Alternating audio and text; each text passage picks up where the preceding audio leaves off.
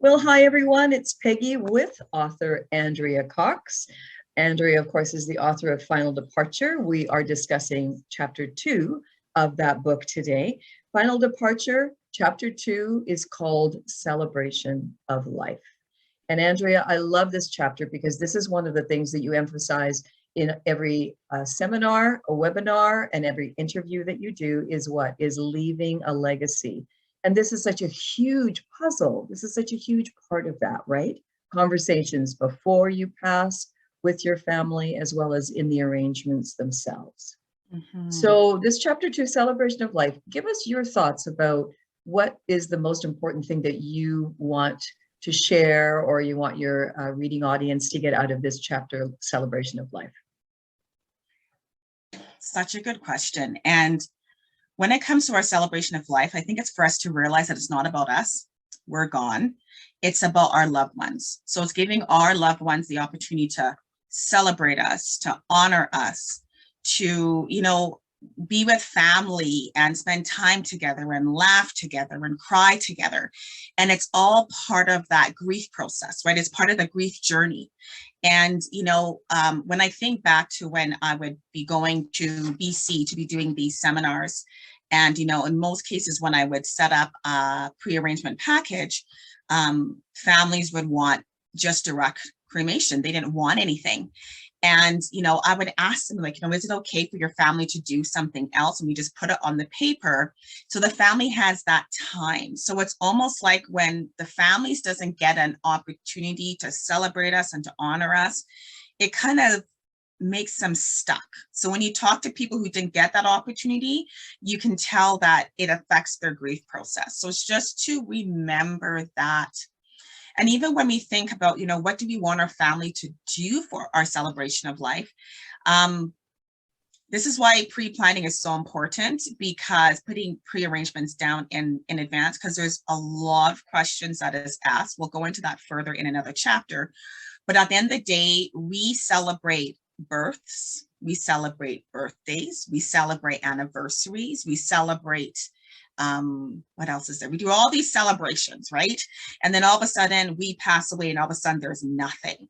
So, and yet when we do like a wedding, it takes us 3, 6, 9 months, right? Mm-hmm. And then when we think about a celebration of life or someone who's passed away, it's so instant and it's so right now that we wonder why people don't want to do nothing, because mentally it's hard to take that all in, right? So the importance with this chapter is just understanding that the celebration of life is not about us, we're gone. It's about our family getting the opportunity to celebrate us, and just keeping in mind why the importance of putting something down to help our family during that time is that they've celebrated us all through our lives. Let's give them the opportunity and to put something in place in advance so that pressure is off of them, is lifted off of them, because there's something in place so that they can take that time to remember us. I love that. Peace of mind. Peace of mind. Peace of mind. Legacy. Yes. Gift for your family and their gift to you. Exactly. Right? Exactly. Fantastic. Mm-hmm. And, and it's interesting because I find that, some people might think, oh, it's going to be expensive, and it doesn't have to be. And like inside the book, like we talk about, have a Zoom meeting, right? Have a Zoom meeting with your family, your friends, have them come with, special color. There's a special color. Have them come with your, favorite pajamas, your favorite drink, so they can celebrate you. So it doesn't have to be expensive. You know what I mean? It depends on culturally what we typically do. And we'll just do what we usually do to celebrate. We don't have to do anything different. It doesn't have to be expensive, but of course there's those that, they'll have a celebration. They'll take, like, why not hire a photographer to take these pictures? Because it's going to be part of the legacy and the things to memorialize our loved one that years down the line, or when we have children and we want to show them who, you know what I mean? Like that celebration, we have something. Lots of times we go to these funerals, and there's even times that some of us even go to the doctors and they give us something to kind of sedate us through that time, right? We don't remember a thing about the day, right? So it's nice to have something.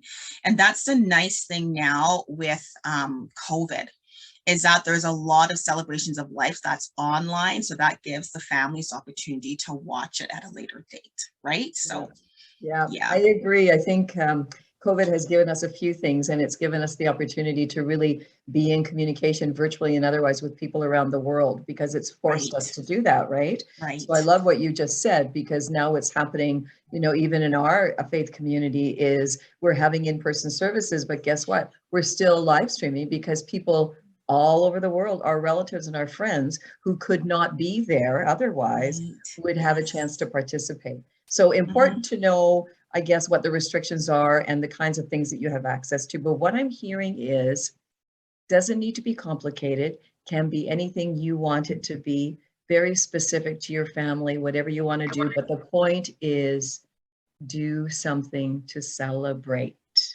right?